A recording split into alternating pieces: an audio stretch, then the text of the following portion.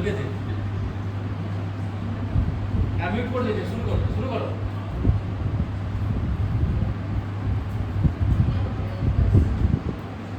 Video হ্যাঁ সবাই দেখতে পাচ্ছে। আমি কলেজে গাইডে কলেজ করিনি, একটু নতুন ইনিশিয়েটিভ ছিল। দেখো মাইকে সুইচ করে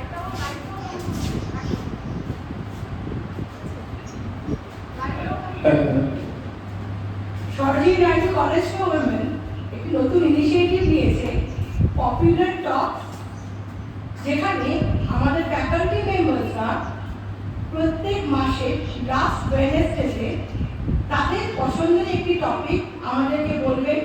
যে টপিকটা রিসার্চ বেসড নয়, কারণ প্রত্যেক সাবজেক্টের রিসার্চ এরিয়া বা রিসার্চ ডোমেইন আলাদা, কিন্তু এমন একটি বিষয় নিয়ে বলবেন যা আমরা সবাই, আমাদের স্টাফেরা, আমরা ফ্যাকাল্টিরা, স্টুডেন্টসরা বুঝতে পারব। আমাদের প্রিন্সিপাল ম্যাম এই ইনিশিয়েটিভটা নিয়েছেন এবং সেই অনুযায়ী আজকে সেপ্টেম্বর 22 সেপ্টেম্বর 2024 থেকে আমরা এই অভিযানটা শুরু করছি। আমাদের প্রথম স্পিকার কেমিস্ট্রি ডিপার্টমেন্টের ডক্টর ঝুমা বাবু। ঝুমা সবার কাছেই খুব পরিচিত, আলাদা করে তাকে আর পরিচয় দেওয়ার মতো আমাদের কিছু নেই। যেহেতু হয়তো অনেকটা দেরি হয়ে গেছে আজকে আমাদের এবং অনেকেই ইগারলি ওয়েট করছেন ঝুমার লেকচার শোনার জন্য, তাই ঝুমাকে তো আমার ইন্ট্রোডিউস করার মতো কিছু নেই। ঝুমা আমাদেরই একজন, আমাদেরই ফ্যাকাল্টি, কেমিস্ট্রি ডিপার্টমেন্টের হতে পারে, কিন্তু ও যে টপিকটা বলবে সেটা নিয়ে আমরা একটু শুনতে চাইছি। ওর টপিকটা হলো does the antisense make sense for future personalised medicine.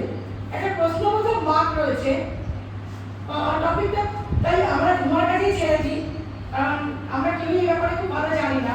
তাই ঝুমা প্লিজ, ঝুমা শুরু করুন।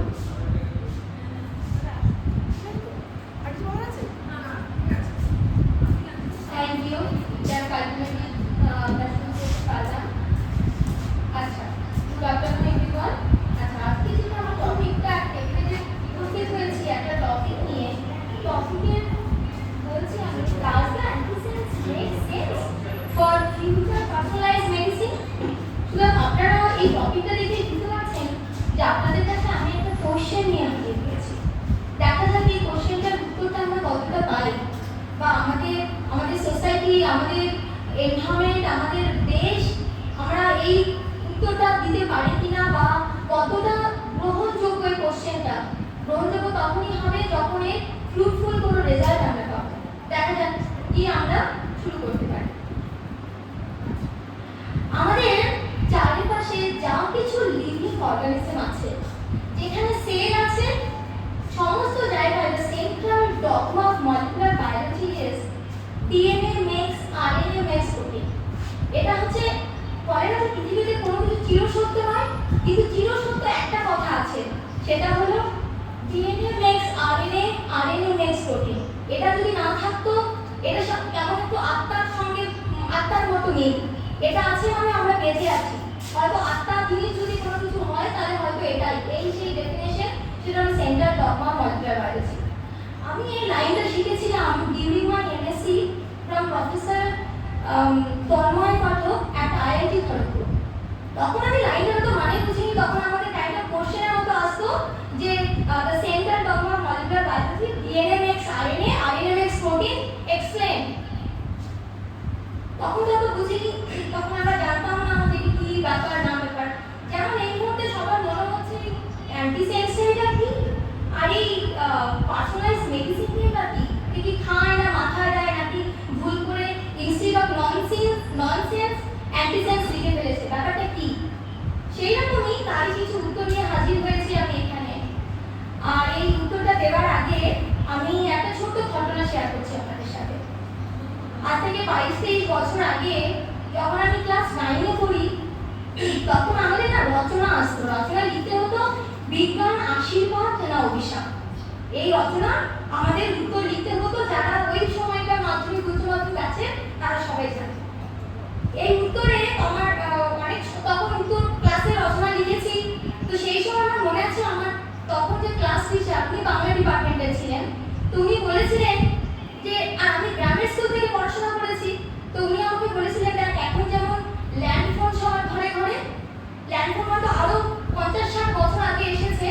কিন্তু আমি বলছি আমাদের গ্রামে আমি 22-23 বছর আগেই পেয়েছি। তুমি তখন কথাটা বলেছিলেন যে দেখ এখন যেমন বাড়ির সবার বাড়িতে ল্যান্ড ফোন আছে, দেখবি এরকম একটা দিন আসবে যখন সবার বাড়িতে না কম্পিউটার থাকবে। এখন তার আমি দেখি তার 10 বছর পরেই আমার কাছে ল্যাপটপ চলে এসেছে। এখন আমার কাছে আপগ্রেডেড ভার্সনের ল্যাপটপ আছে, মোবাইল রয়েছে, সব রয়েছে। হ্যাঁ, তো এই কথাটা আমি আজকে ওই স্যারের কথা আমি এখনো মনে করি আর ভাবি কথাটা সত্যি বলেছিলেন। তেমনি আজকে আমি বলছি সেটা হচ্ছে পার্সোনালাইজ মেডিসিন। তার মানে কি আমার আপনার একই ডিজিজ, কিন্তু আপনার জন্য আলাদা ওষুধ বানানো, আমার জন্য আলাদা ওষুধ বানানো। আপনার জিনকে কপি করে ওষুধ একরকম বানানো, আমার জিনকে কপি করে ওষুধ আরেক রকম বানানো। ভাবুন তাহলে কি হবে, আমরা কিন্তু পুরোপুরি কিওর একটা পাবো। আমরা সবকিছুর জন্য যে কোনো ব্যথা যে কোনো সবকিছুর জন্য আমরা ইন জেনারেল কোনো ড্রাগ নেব না, ইন জেনারেল কোনো অ্যান্টিবায়োটিক্স খাবো না, যেটা কিনা শরীরকে আরো খারাপ করে। তো সেই জিনিসটাই একটু বলার চেষ্টা করছি।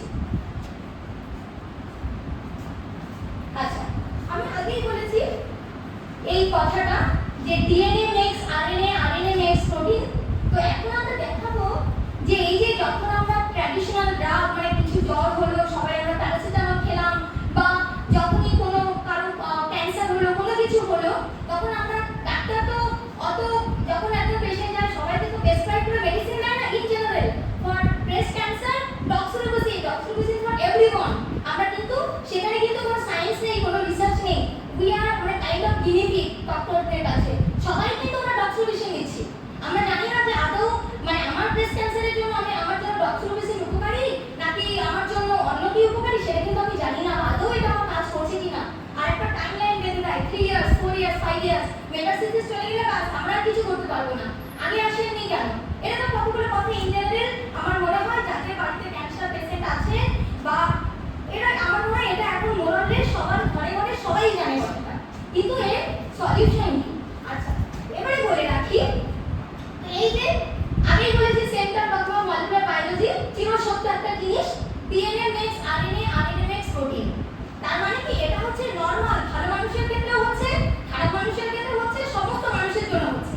তার মানে আমি এটা বলতে পারি যে একটা ভালো সেলে যেমন DNA makes RNA, RNA makes protein হচ্ছে, তেমনি একটা মিউটেটেড কোনো জেনেটিক মিউটেশন হয়েছে সেরকম কোনো একটা সেলেও আমার একই সিকোয়েন্স চলবে, that is DNA makes RNA, RNA makes protein.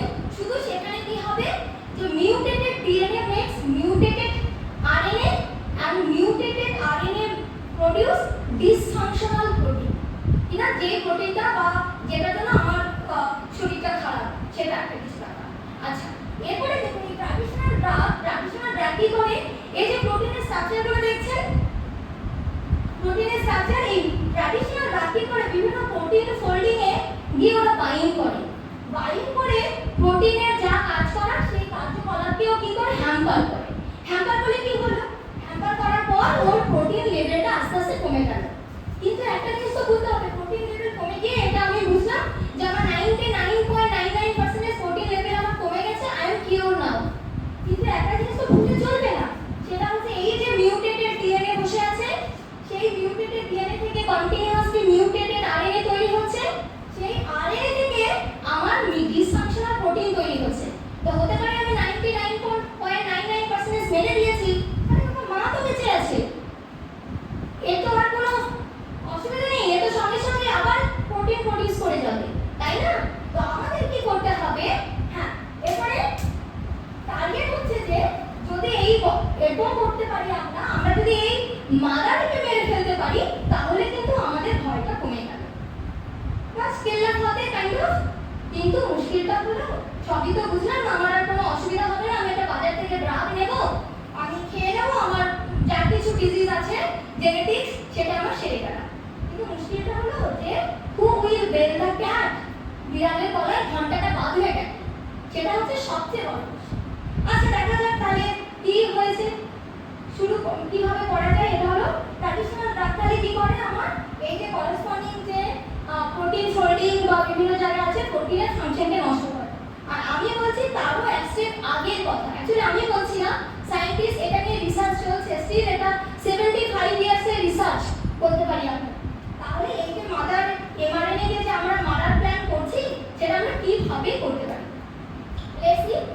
করা যায়?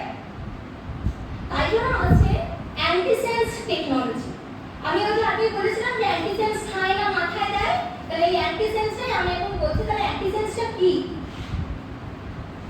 আচ্ছা, অ্যান্টিসেন্স কি করতে পারে? এই যে মিউটেটেড ডিএনএ থেকে এই যে মিউটেটেড আমার আরএনএ যেটা তৈরি হলো, সেই আরএনএ থেকেও কি করবে, আরএনএ এর মধ্যে যদি আমি অ্যান্টিসেন্স যদি দিয়ে দিই, তাহলে দেখা যাবে এই যে অ্যান্টিসেন্স দিয়ে করসপন্ডিং মিউটেটেড এমআরএনএ কে বাইন্ড করে এমআরএনএ কে ব্লক করে দেবে।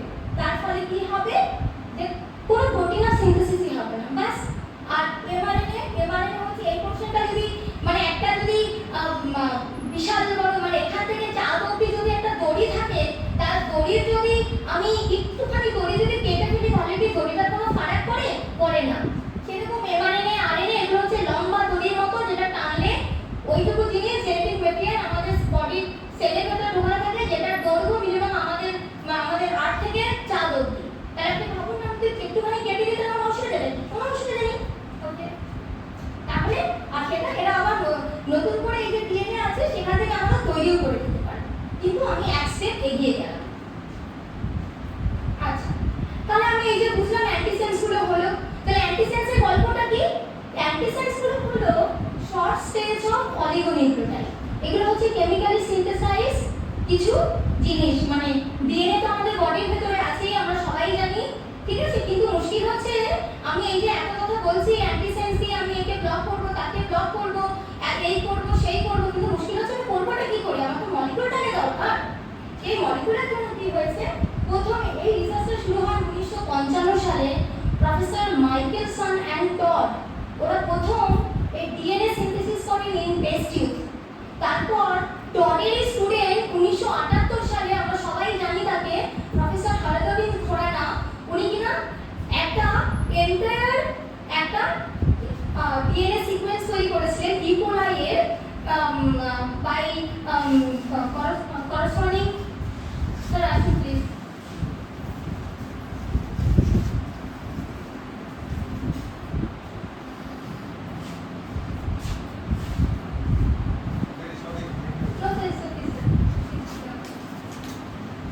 উনি কি করলেন, প্রফেসর হরগোবিন্দ খুরানা, উনি কি করলেন, এন্টায়ার একটা জিন সিকোয়েন্স নিয়ে বানিয়ে ফেলেন, এবং তারপর থেকে উনি নোবেলও পেলেন। এবং তারপর থেকে যেটা হয়, এই ডিএনএ আরএনএ এখন সিনথেসাইজ করা যায়। তো এই যে ডিএনএ প্রথম যে আমরা কি করলাম, যে তাহলে এখন অ্যান্টিসেন্স পেয়ে গেছি, তাহলে আমরা এই ধরনের রিসার্চ করতে পারি। প্রথম কাজটা শুরু হয় দেখুন 1978 সালে হরগোবিন্দ খুরানা নোবেল পেলেন। ঠিক তারপরেই যেটা শুরু হলো, যে 1978 সালে প্রথম এই অ্যান্টিসেন্স দিয়ে ব্লকিং, মানে অ্যান্টিসেন্সের থিওরিটা 1978 সালে পরে প্রফেসর জামিনি বলে, ওনাকে ফাদার অফ অ্যান্টিসেন্স বলা হয়। উনি প্রথম এই জিনিসটা করে দেখলেন যে কোনো একটা জিনকে সাইলেন্স করা যেতে পারে এরকম অ্যান্টিসেন্স। তো যেহেতু ডিএনএ প্রথম এসেছে, এটা হলো ডিএনএ স্ট্রাকচার, এটা হলো আরএনএ স্ট্রাকচার, এখানে কিছুই নেই। আমাদের ডিএনএ সবার পকেটে আছে, শুধু ডিএনএ ব্যাপারটা দেখতে কেমন, আমাকে তো চিনেও রাখা দরকার, তাই না? যাতে আমি পরে চিনতে পারি এটা ডিএনএ স্ট্রাকচার, এটা আরএনএ স্ট্রাকচার। তো এটা ডিএনএ আরএনএ কে বলা হয় ফার্স্ট জেনারেশন অফ অ্যান্টিসেন্স। আর এই অ্যান্টিসেন্স দিয়ে তখন কাজ শুরু হয়েছিল, বাট তখন তো সিনথেসিস বা এই সমস্ত কিছু করা যেত না। আচ্ছা, এবারে তাহলে হলো সিনথেসিস হয়ে গেল, কিন্তু তাহলে কেন এগুলো হচ্ছে আমার অ্যান্টিসেন্স ড্রাগ হিসেবে কাজ করা যাচ্ছে না? তার কারণ হলো যে আমাদের সেলে যখনই আমরা কোনো কিছু ইনজেক্ট করব, আমাদের একটা কি বলবো, একটা ব্যাকআপ মেকানিজম কাজ করে। মানে সেলে সাইনবোর্ড লাগানো আছে, ট্রেসপাসার্স উইল বি প্রসিকিউটেড, মানে তোমরা এসো, তোমরা যদি ঢিল ছোড়ো আমরা তলোয়ার নিয়ে রেডি। কাইন্ড অফ সেলের যে বাইলেয়ার তার ঠান্ডাটা ওইরকম যে কিছু ঢুকতে দেবে না। তাই ভাবো না, আমরা যে এত ড্রাগ খাই, এত কিছু খাই, মানুষ কি সহজে মরে না, কারণ সেল আমাদের বডি ডিফেন্স করে, যা কিছু এনভায়রনমেন্ট যা কিছু আমরা দিই তার এগেইনস্টে ডিফেন্ড করে। সেই ডিফেন্সে দেখা যায় এই যে যখনই ডিএনএ বা আরএনএ কে ডিরেক্ট আমি অ্যান্টিসেন্সের জন্য পাঠাচ্ছি বডির ভেতরে, তখন কি দেখা যাচ্ছে যে আমাদের সেলে অনেক এনজাইম থাকে, তারা অ্যাকচুয়ালি বোঝে যে এটা ফরেন সাবস্ট্যান্স, সঙ্গে সঙ্গে ওকে কি করে কেটে বের করে দেয় বডি থেকে। তাহলে কি হচ্ছে, আমি বলছি মাদার এমআরএনএ অবধি পৌঁছানো, কিন্তু পৌঁছাতেই পারছে না, তো তার আগেই ওকে কেটে বের করে দিচ্ছে, তাহলে আমার হবে কি করে? তখন কি করলো সায়েন্টিস্টরা, ডেভেলপ করলো এই যে অক্সিজেন দেখতে পাচ্ছেন, অক্সিজেনের বদলে ওরা সালফার ইন্ট্রোডিউস করলো। আর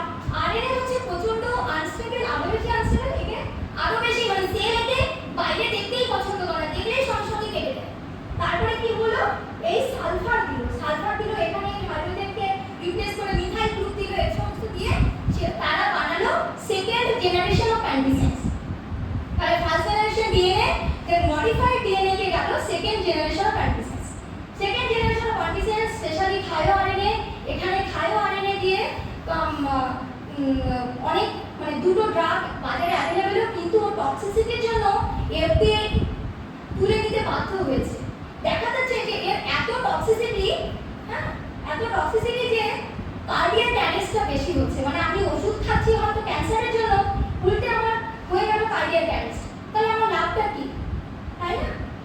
মানে এই যে কথাগুলো আজকে বলা এই কারণেই, কারণ আমরা যে ওষুধ খাই অনেক সময় আমরা কিন্তু না বুঝেই ওষুধ খেয়ে ফেলি। কি হয় না হয় আমরা তো জানতে চাই না, জ্বর দিয়ে দিলে খেয়ে হয়ে গেল, বা একটা ইনজেকশন তো একটু লাগবে, আমাদের ফান্ডা হচ্ছে এটা।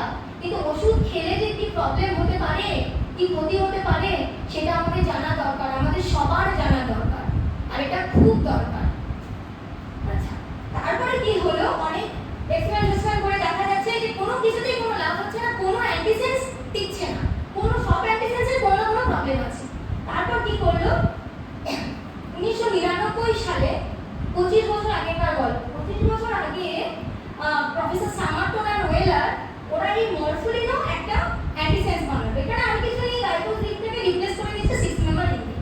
এর অ্যান্টিসেন্স এফিকাসি খুব ভালো, সমস্ত কিছু খুব ভালো। যখন ও বুঝে গেল যে এটা দিয়ে আমি বিজনেস করতে পারবো, উনি প্রফেসরশিপ ছেড়ে দিলেন, রিজাইন দিয়ে বললেন আমি কোম্পানি খুলবো। উনি তাই করেছেন। আর এখন একটা নোবেল পেতে গেলে একটা সাবজেক্টের উপর তার পাবলিকেশন লাগে 10,000, আর এই মরফুলিনের উপর এখন পাবলিকেশন চলছে অ্যারাউন্ড 12,000 প্লাস। মানে যদি অ্যান্টিসেন্সে নোবেল আসে, পিওর নোবেল পাবে, সেটা আমি এখনই করে দিলাম। আচ্ছা, তো এই হলো তখন মরফুলিনো বানানো হলো। এবারে মরফুলিনো দিয়ে করসপন্ডিং এই যে অ্যান্টিসেন্স টেকনোলজি, শুধু তাই নয়, মরফুলিনো নয়, আরো একটা খুব ভালো ভ্যারিয়েন্ট আছে, সেটা হচ্ছে পেপটাইড নিউক্লিক অ্যাসিড। তো এরকম অনেক কিছু আছে, সেগুলো কঠিন টার্ম আমি অত করতে চাইছি না, আমি শুধু অ্যান্টিসেন্সের ব্যাপারটাকে স্টিক করছি, যেটা দিয়ে আমাদের কি করা যেতে পারে। ওকে, আর এই যে আমরা বেস লিখেছি, আমাদের বডিতে সবার মধ্যে এটিজিসি এই সবার মধ্যে আছে। আমরা হয়তো জানি না যে কোনটাকে কি বলে না বলে, কিন্তু আমাদের সবার বডিতে এটিজিসি রয়েছে। আর এইভাবে ওরা ডুপ্লেক্স হাইড্রোজেন বন্ডিংয়ের সাহায্যে ওরা এইভাবে জুড়ে থাকে। ওকে, নেক্সট, আচ্ছা এই হলো। এরপর আমি কাজটা শুরু করেছিলাম আমার পিএইচডির সময়ে, যখন এই যে বললাম 1999 সালে প্রথম পিএমও সিনথেসিস হয়, তার করসপন্ডিং 2000 সালের মধ্যে তার কোম্পানি রেডি। কিন্তু আমার PhD guide professor Surajit Sinha from cultivation science, উনি অ্যাকচুয়ালি ওনার পোস্ট অফ টেনিওরে ফ্রম স্ট্যানফোর্ড ইউনিভার্সিটি, ওনার গাইড ওনাকে দিয়েছিলেন মরফুলিনো সিনথেসিস করতে। তো যাই হোক, মরফুলিনো সিনথেসিস সামহাউ উনি তখন করে উঠতে পারেনি। উনি ইন্ডিয়াতে ফেরত এসে উনি জব নিয়েছেন।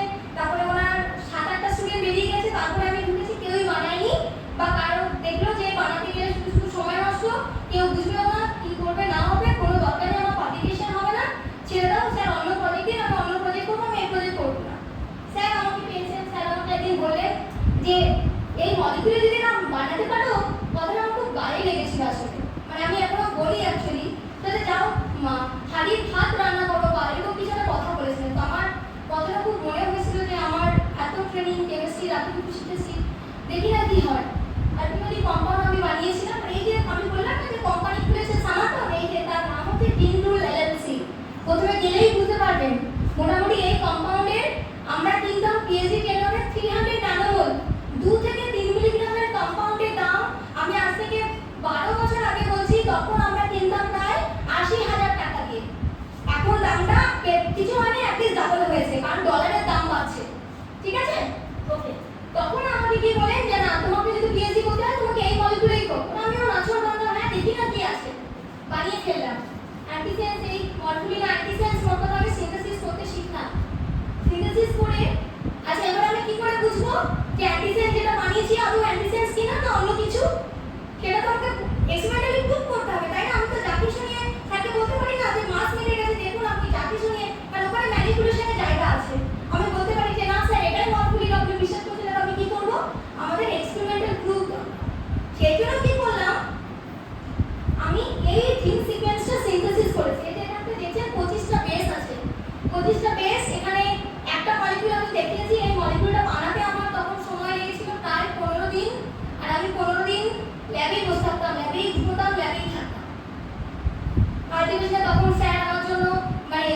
তোষকের ব্যবস্থা করে দিয়েছিল যাতে আমি ল্যাবে একটু মেঝেতে পেটে একটু শুতে পারি।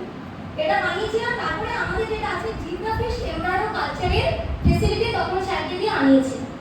ওকে, কারণ মাইসে এক্সরে করতে গেলে অনেক সময় লাগে, কিন্তু জিমনাফিশের সময় লাগে না, কারণ জিমনাফিশের এমব্রায়োতে আমি দেবো মাছের ডিম, পাতি কথায় মাছের ডিমে ইনজেকশন দেবো, পরের দিন ডিম ফুটে বাচ্চা বেরোবে, আমি আন্ডার মাইক্রোস্কোপ আমি দেখতে পারবো যে কি হচ্ছে না হচ্ছে। তা আমি কি করলাম, এই যে সিকোয়েন্সটা বানিয়েছি একটা পিউরিফিকেশন, আমি এটা হচ্ছে জিমনাফিশ এমব্রায়ো, মানে একটা জিমনাফিশ আমি দেখেছি জুলজি ডিপার্টমেন্টের বাইরে অনেকগুলো কালার কালার মাছ আছে। সো দ্যাট ইজ অ্যাকচুয়ালি জিমনাফিশ, যেটা কিনা ওটাকে কালার ট্যাগ করে ঢোকানো হয়েছে, ওটাকে জেনেটিক্যালি মডিফাই করা হয়েছে। এখানে কাপড়ি বসে আছে, আরো ভালো বলতে পারবে। তো সেটা হচ্ছে ব্যাপার, ওইগুলো হচ্ছে জিমনাফিশ। আমি প্রথম দিনই ঢুকে ওটা আমার একটু খুব অ্যাট্রাক্ট করেছিল, তার কারণ আমি জিমনাফিশকে মানে আমি যে চশমাটা পরছি কারণ হচ্ছে জিমনাফিশের এমব্রায়োর জন্য, মানে তখন আমি মাছও নিজে খেতে পারতাম না। প্রত্যেকদিন সকালবেলা ঘুম থেকে উঠে দিয়ে জিমনাফিশকে প্রথমে চেসিং করতে দিতে হতো, এমব্রায়ো কালেক্ট করতে হতো 1 ঘন্টা পর, তারপরে শুরু হলো দিনে 100টা মাছের ডিমে ইনজেকশন। ভাবতে পারছেন যেই মাছের ডিম, ইলিশ মাছের ডিম এত মজা করে খাচ্ছেন, সেই একটা ইলিশ মাছের ডিম মানে একটা ডিম কোনো ধোকা নয়, তাকে আমি আন্ডার মাইক্রোস্কোপে ইনজেকশন দিচ্ছি। বুঝতে পারছেন, মানে মাছের ডিম খাওয়ার আগে তখন একটা ভাবেন যে হ্যাঁ এই ডিমেও ইনজেকশন দেওয়া যায়, ওটা আন্ডার মাইক্রোস্কোপে দেওয়া যায়। ঠিক আছে, সেই হচ্ছে মাছের ডিমে আমি ইনজেকশন দিয়ে দেখেছি। এটা হচ্ছে নরমাল মাছ। ঠিক আছে, আর এখানে দেখুন আমি একটা লাইন লিখেছি ZNTL, মানে হচ্ছে ZNTL মানে জিমনাফিশ নোটেল জিন। জিনগুলোকে এইভাবেই লেখা হয়, কারণ একটা ইয়ে আছে, একটা নিয়ম আছে যে আমাকে এইভাবে এটা করতে হবে, আইইউপিএসসি নিয়ম, সেরকম জিমনাফিশ নোটেলকে এইভাবে লিখতে হয়। তো আমি কি করলাম, এই যে এটা হচ্ছে করসপন্ডিং কন্ট্রোল মাস, আর যেমন বললাম নো টেল মানে এই জিনটা যদি এই জিনটা হচ্ছে মানে এটা যে করসপন্ডিং কমপ্লিমেন্টারিটা responsible for the tail formation of zebrafish, মানে জেব্রাফিশের ওই যে নো টেল যেটা বলছি ওই জিনটাকে যদি আমি কোনোভাবে বন্ধ করে দিতে পারি, তার মানে হচ্ছে মাছের লেজটা হবে না।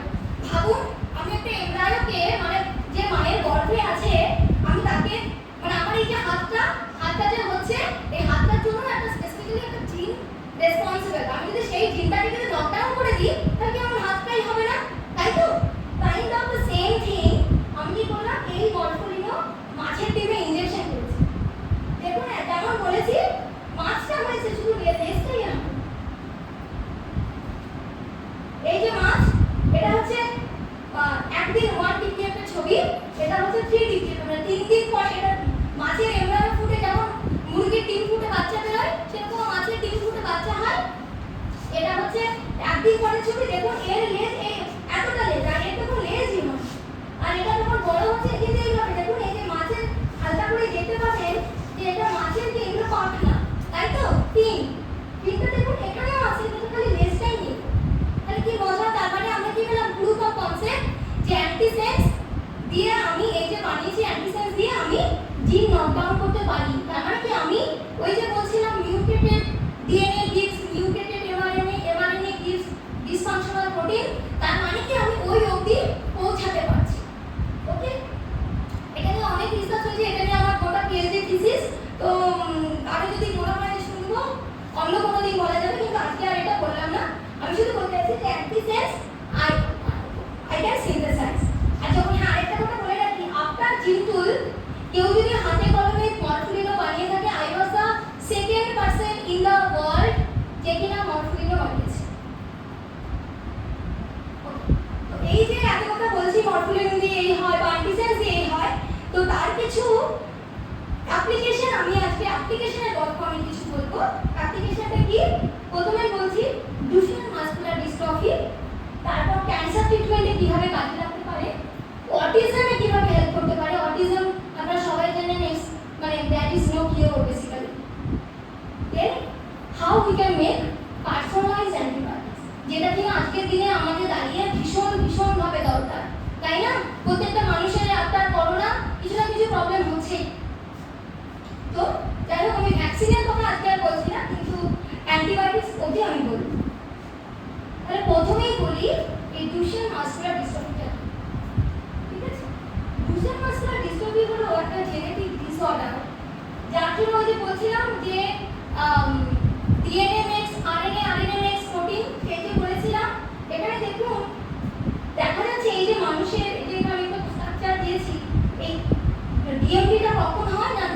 ডিস্ট্রোফিন প্রোটিনটা যখন অ্যাবসেন্ট থাকে তখন মানুষের ভীষণ মাসকুলার ডিস্ট্রফি হয়। ঠিক আছে, এবার আমি বলছি এটা কোথায় কোথায় লোকের থাকে দেখুন ভালো করে।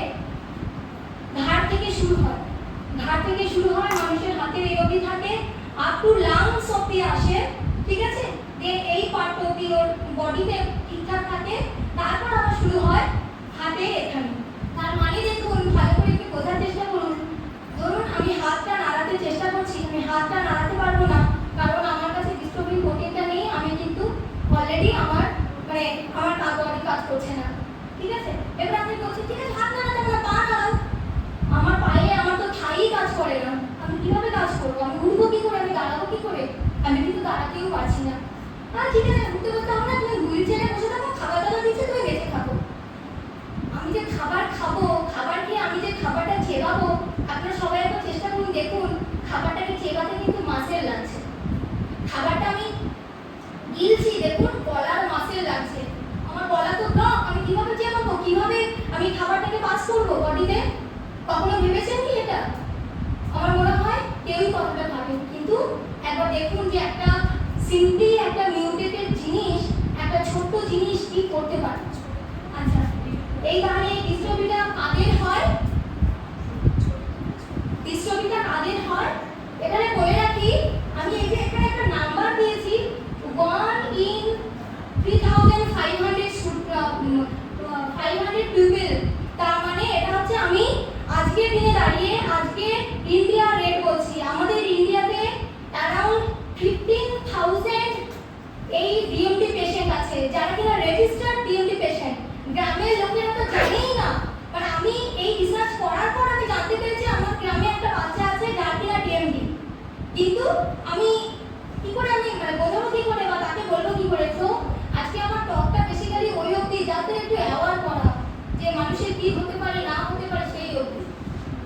ঠিক আছে, ওকে, তো কি বললাম? এরপরে দেখুন আরো একটা ইন্টারেস্টিং ব্যাপার দেখুন, সবাই বলবে ছেলে চাই ছেলে চাই ছেলে চাই, ছেলে হলো কারণ সেই গল্পই আমি আজকে আমার লাইভ গল্প আপনাদের সঙ্গে শেয়ার করব। ঠিক আছে, আর এটা শুধু কাদের এফেক্ট করে? মেয়েরা হচ্ছে ফিমেলস আর ক্যারিয়ার, কারণ এই যে করেসপন্ডিং জিনটা এটা হচ্ছে এক্স-লিঙ্ক ক্রোমোজোমাল এক্স-লিঙ্ক জিন, তো এটা হচ্ছে ফিমেল হচ্ছে ক্যারিয়ার আর only affected by baby boy. তাহলে ভাবুন এবারে ব্যাপারটা কি হচ্ছে। ওকে, নেক্সট আমি যার কথা বলবো এই হচ্ছে করণবীর আনন্দ। ওকে, করণবীর আনন্দ এর সঙ্গে আমার পরিচয় কোনো কিছু ভাবেই নয়, এটা আমি চিন্তা করেও জানতাম না।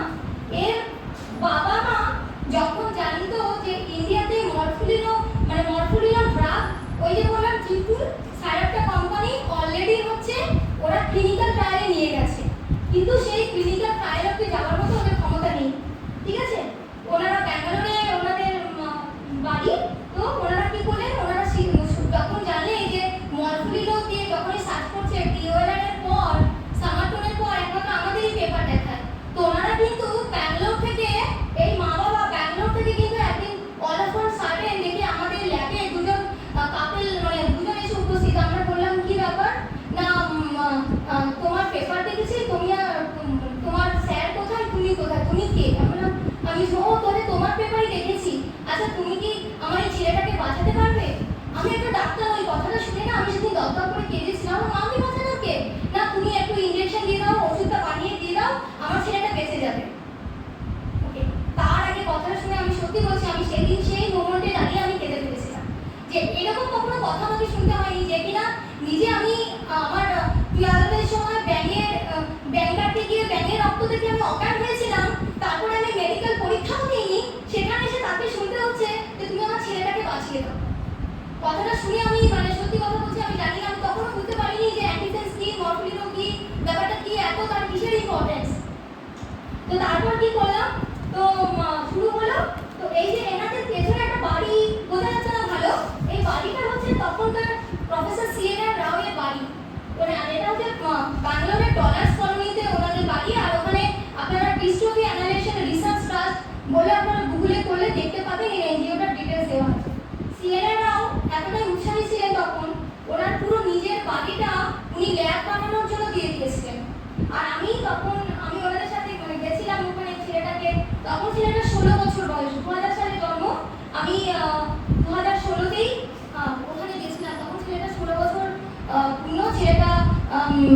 মাধ্যমিক দেবে বা মাধ্যমিক দেবে পাস আউট হয়েছে এরকম কিছু, তখন ওর মা বাবা একটা পার্টি দিচ্ছে, সেই পার্টিতেই আমি তখন অ্যাটেন্ড করেছিলাম। যাই হোক, এ হচ্ছে করণবীর আনন্দ। এর মতো প্রায় এখানে দেখতে পাচ্ছেন, ছবিতে দেখতে পাচ্ছেন তিনজন হুইল চেয়ারে বসে আছে, ঠিক আছে? এর মতো আরো প্রায় 100 থেকে 150 জন বাচ্চা ওই এনজিওর সঙ্গে কানেক্টেড ছিল। আর সবাই একটাই ছিল যে ওষুধ কবে পাবো। তখন আইসিএমআর কিন্তু ওরকম রুলস নেই যে আইসিএমআর ফান্ডিং দেবে, ঠিক আছে? ইন্ডিয়ান কি বলবো মেডিকেল কাউন্সিল, তখন ওরা বললো যে ঠিক আছে, যেহেতু তোমাদের এনজিও, আমরা তখন এদের এই ট্রাস্টের কথা দেখে তখন আইসিএমআর নতুন প্রকল্প বের করে যে না, এনজিওকে আমরা ফান্ডিং দেবো। ওরা ফান্ডিং আনলো, সেই ফান্ডিং আমরা রিসার্চ করলাম, অনেক কিছুই মানে চলছে। মিনওয়াইল হয় না যে মানে আমিও চলে আসলাম এখানে, কারণ তখন ওরা ভাবছিলাম কিভাবে করবো, আর চোখের সামনে এরকম বাচ্চাদেরকে প্রতিদিন মেডিসিন দাও মানে ব্যাপারটা একটু মেন্টালি স্ট্রেসটা, কারণ আমি তো এটা এক্সপেক্ট করিনি বা ভাবিনি। তখন না ঠিক আছে, আমার পিএইচডি সাবমিট হলো, পিএইচডি সাবমিট করার পর সবাই পোস্টডক অ্যাপ্লাই করে, আমি পোস্টডকে চলে গেলাম। তো যাই হোক, ওদের রিসার্চ অনেকটাই ওদের চলছে, বা এখন আরো বেশি করে রেয়ার ডিজিজের উপর আরো অনেক ইয়ে আসছে, প্রজেক্ট আসছে। এরকম যারা যারা প্রজেক্টের সঙ্গে যুক্ত তারা সবাই জানে যে এরকম কাজকর্ম হচ্ছে।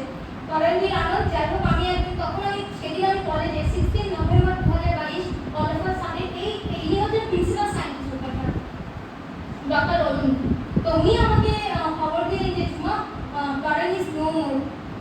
আমি সেদিনও আমার পাশে আমাদের এমপি মৃত্যুঞ্জয় স্যার বসেছিলেন। আমি সেদিনও খুব খারাপ লেগেছিল যে দেখো ছেলেটাকে বাঁচাতে পারলাম না, মানে ওর মা বাবার সঙ্গে আমার ওইভাবেই পরিচয়। তো কি হলো, এদের যা যা সম্পত্তি, যত সম্পত্তি আছে, ঠাকুমা কোথায় মানে এর ঠাকুমা, তখন ওনার যেহেতু পাঞ্জাবি একটু মানে একটু রিচ ফ্যামিলি থেকে এরা বিলং করে, তখন অলিগো পাইলট আনিয়েছিল। অলিগো পাইলট কি না, ডিএনএ আমরা কি বললাম যে আমি কি বললাম যে মরফিলিনো 2 থেকে 3 মিলিগ্রাম আমরা কিনতাম জিন্টুল থেকে, তার দাম পড়ে 12 বছর আগে 80,000 টাকা। এখন এটা 99 করে 1,20,25,000 টাকা বেরিয়েছে। বাট 2-3 মিলিগ্রামে কিছু হয় না, সেটা আমি পরে বলছি। তো এই মেশিন যাতে আমরা 100 গ্রাম স্কেলে বানাতে পারি, সেই মেশিন উনি আনিয়েছিলেন বিদেশ থেকে, আমেরিকা থেকে উনি মেশিনটা আনিয়েছিলেন। সেই মেশিনটার সমস্ত কিছু নিয়ে প্রায় কস্ট পড়েছিল 25 লক্ষ টাকা, আর সেটা কিন্তু 25 কোটি টাকা, সেটা কিন্তু আইসিএমআর দিয়েছিল। যে আর এখন অলিগো পাইলট ইন্ডিয়াতে একটাই আছে, আর সেটা হচ্ছে ডিস্ট্রিবিউট অ্যানালাইসিস রিসার্চ ট্রাস্টের কাছে একটাই আছে। এরকম 25 কোটি টাকার ইনস্ট্রুমেন্ট মানে ডিএনএ সিনথেসিসের জন্য আর কোথাও কোনো ইনস্টিটিউটে নেই। আইআইসি ব্যাঙ্গালোরেও নেই। আইআইসি ব্যাঙ্গালোরেরই মানে সায়েন্টিস্ট ওখানে জুড়ে, ওখানে বোর্ড অফ অ্যাডভাইজারিতে আছে বা রিসার্চে ওনারাও যুক্ত আছে। সবাই চেষ্টা করছে যে এটা কি হলো, কিন্তু ওই যে বললাম যতক্ষণ ক্লিনিক্যাল ট্রায়ালে আছে, তাহলে কি কোনো কিওর নেই? কিওর আছে, আমি এবারে দেখাচ্ছি। ওই যে বললাম জিন্টুল, যে কিনা যখনই বুঝে গেছে যে এটা দিয়ে তো সমস্ত কিছু করা যাবে, উনি চাকরি থেকে রিজাইন করে উনি কোম্পানি খুলেছেন। ওকে, টিচার আসলে ডিস্ট্রিবিউট কেন হয় এটা আমি এত বলছি না, স্টুডেন্ট থাকলে ভালো হতো। যা শুধু দেখাচ্ছি এই যে মাদার আর ক্যারিয়ার।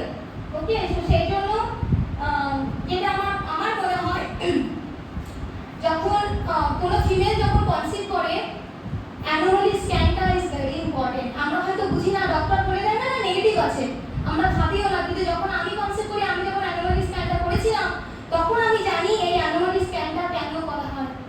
যদি আমাদের কোনো ক্রোমোসোমাল ডিফেক্ট থাকে, so that will show in anomaly scan, ওটা কিন্তু ভীষণ ইম্পর্টেন্ট। তো যাই হোক, এই সেটা কিভাবে, কারণ ওখানে ক্রোমোসোমের স্ক্যান করা হয়, ক্রোমোসোম ঠিক কি ভুল সেটার জন্য করসপন্ডিং ওই স্ক্যানটা করানো দরকার। বা আমার মনে হয় এখনকার দিনে যদি অটিস্টিক বেবিও যদি হয়, সেক্ষেত্রে কিন্তু ওই অ্যানোমালি স্ক্যানে ধরা পড়বে। মানে আমারই এক সিনিয়র কেম্বারটেকের, তার পরে আসছি যখন ওই অটিস্টিক যখন বললো তখন কথাটা বললো যে ওটা কিন্তু তার অ্যানোমালি স্ক্যানেই তখন কিন্তু ধরতে পেরেছিল, প্লাস তাকে সারানো গেছে বেবিটা। এবার এই হলো যে তাহলে এর অ্যান্টিসেন্সের এখানে রোলটা কি সেটা আমি বলি। দেখতে পাচ্ছেন এই ডিএমডি জিনটা হলো দ্য লার্জেস্ট হিউম্যান জিন উইথ 79 এক্সন। আপনাদের এক্সন বুঝতে হবে না, আপনাদের কোনো কিছুই বুঝতে হবে না। আপনারা বাচ্চারা ব্লকস খেলে, ব্লকস বুঝেছেন যে স্টেপে স্টেপে লাগাতে হয়। দেখুন এখানে একের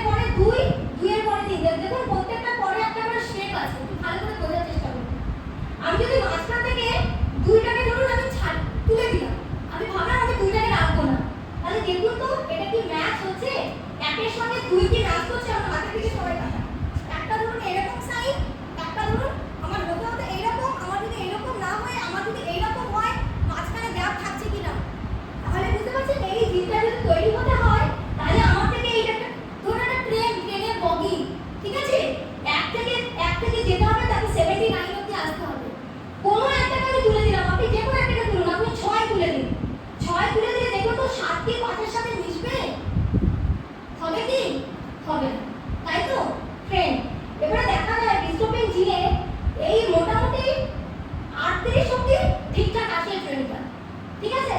শুরু হয় কোনো কিছু প্রবলেম হলে, যদি কোনো মায়ের এক্স লিঙ্ক ক্রোমোজোমে যদি কোনো ডিফেক্ট থেকে থাকে, so that will show up after 39। ঠিক আছে?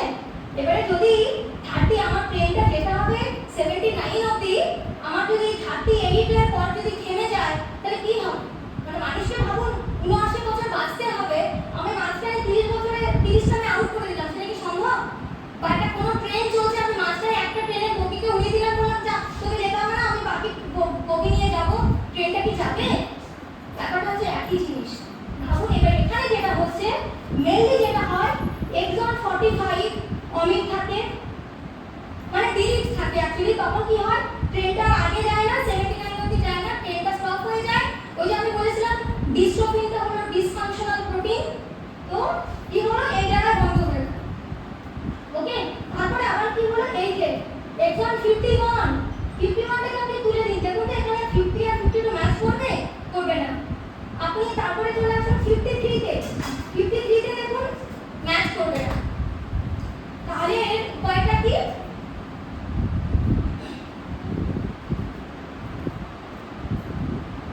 উপায়টা হলো যে অনেক সময় হয় না যে মালগাড়ি ট্রেন যাচ্ছে, একটা করে বগি নেই, শুধু কটা চাকা আছে একটা পাতের উপর, দেখি তো না?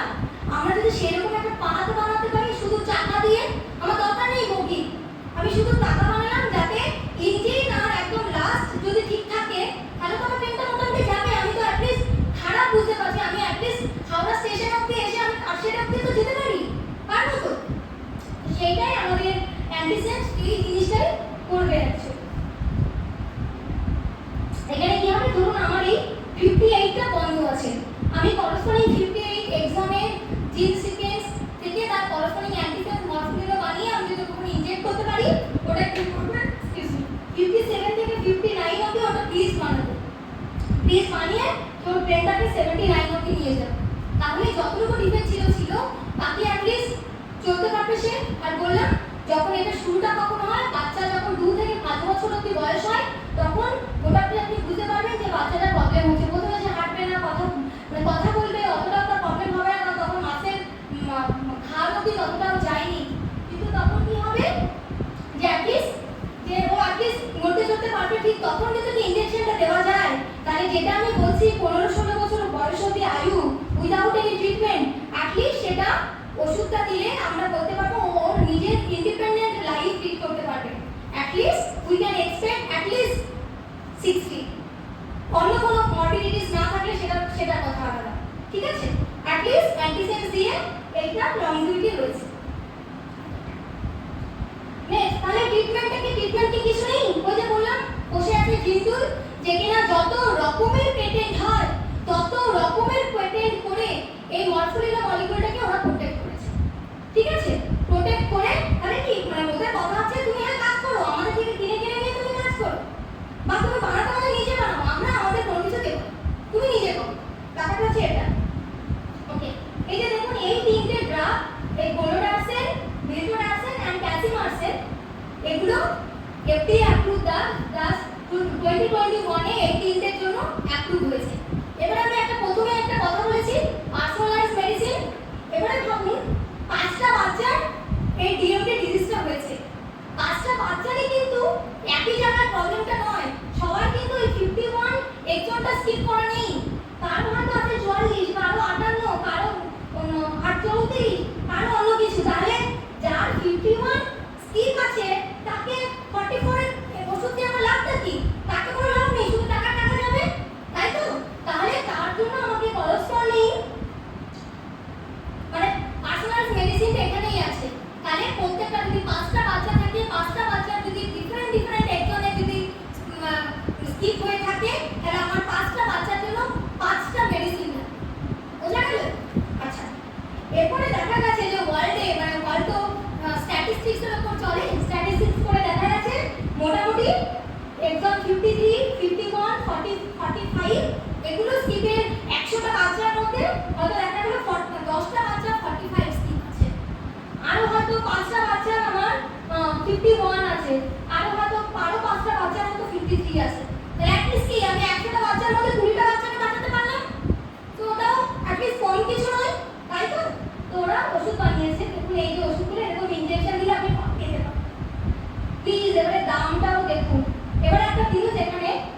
লেখা আছে প্যাকেজ সিঙ্গেল ডোজ ভায়াল।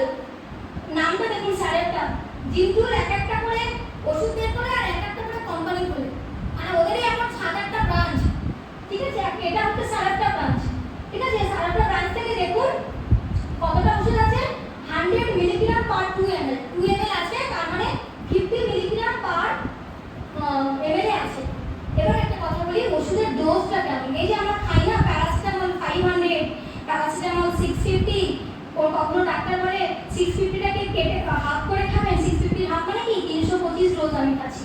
325 কি 325 মিলিগ্রাম, 325 মিলিগ্রাম আমি খাচ্ছি। তার মানে এই একটা ইনজেকশন বডিতে পৌঁছাতে গেলে তার তো একটা অ্যামাউন্ট লাগবে। সেই অ্যামাউন্টটা কি দেখা যায়, এটা দেখুন একটা লাইন লেখা আছে যে Differential cost 733K per year for a person that weight is 30 kg, 66 LLP। তার মানে কি এই যে 50 মিলিগ্রামটা দিলাম সেটা হচ্ছে আমার ওয়ান টাইম ডোজ। এখানে একটা ডোজ লেখা থাকে, সেটা হচ্ছে হয়তো 2 মিলিগ্রাম পার কেজি। এবার একটা বাচ্চার তো একটা মিনিমাম ওজন আছে, ধরুন 10 কেজি, আমার 5 বছরের বাচ্চা আছে তার 15 প্লাস ওজন। এবারে ভাবুন যদি 2 মিলিগ্রাম পার কেজি ওজন হয়, তাহলে একটা 10 কেজি 15 কেজি বাচ্চাকে কতটা ওষুধ দিতে হবে, বোঝা গেল? তাহলে তার দাম দেখুন, এই 100 মিলিগ্রামের ওষুধের দাম হচ্ছে 2867 ইউরো, ডলার তাও একটু কম। আর এটার আইএনআর কালকে আমি ক্যালকুলেট করে দেখেছি, তার একটা ডোজের দাম পড়ছে 2,67,277 টাকা। এবার আপনি ভাবুন, এখানে দেখুন ভিতরে আছে কস্ট অ্যারাউন্ড USD 733K। ঠিক আছে, এটাকে আমি আইএনআর কালকে ডলার টু আইএনআর কনভার্ট করে দেখলাম। এটার কস্ট দাঁড়ায় 6,13,06,490 টাকা ফর 1 ইয়ার কস্ট। অ্যাটলিস্ট আমাকে তো চালাতে হবে। এই যে স্যালাডটা শুধুমাত্র বড়লোকের জন্য ওষুধ বের করে রেখেছে, এটা তো কোনো মানে দাঁড়ায় না। আমরা ইন্ডিয়ান যারা আমরা থার্ড ওয়ার্ল্ড কান্ট্রিতে আছি, তারা আমরা কি বাঁচবো না? আমরা কি ডিএমডিতেই মরে যাবো? ব্যাপারটা হচ্ছে এটা। সেই জন্য আমাদের কি দরকার, আমরা যেটা চেষ্টা করছি একটা অল্টারনেট রুট বের করে, যাতে মরফুলিনো বানিয়ে, যাতে আমরা নিজের আইসিএমআর চেষ্টা করছে একটা, যাতে একটা ক্লিনিক্যাল ট্রায়াল অবধি নিয়ে যেতে পারি। তাহলে এটা মোটামুটি ট্রিটমেন্টটা বোঝা গেল। আরেকটা গল্প এর সঙ্গে না বললেই নয়। এই যে ভদ্রলোককে দেখছেন, তিনি হচ্ছেন national institute of pharmaceutical education and research কলকাতার ডাইরেক্টর। উনি আমাকে ওনাদের একটা আইসিএমআর এর সঙ্গে প্লাস আরো ভারত বায়োটেক এরকম 2-3টে কোম্পানি মিলিয়ে উনি বলেছিলেন যা ওনাদের একটা 30 কোটি টাকার একটা প্রজেক্ট রয়েছে। ওকে, এবার প্রজেক্টে ওনাদের যেটা বানাতে হবে, এই রেয়ার ডিজিজেরই ওষুধ বানাতে হবে। রেয়ার ডিজিজটা কি, নাম হচ্ছে ডুশেন মাসকুলার ডিস্ট্রফি। ওকে, এরপরে ব্যাপারটা হলো, এবার উনি আমাকে কি করে খুঁজে পেয়েছেন। আমি প্রথমেই ছবি দেখিয়েছিলাম,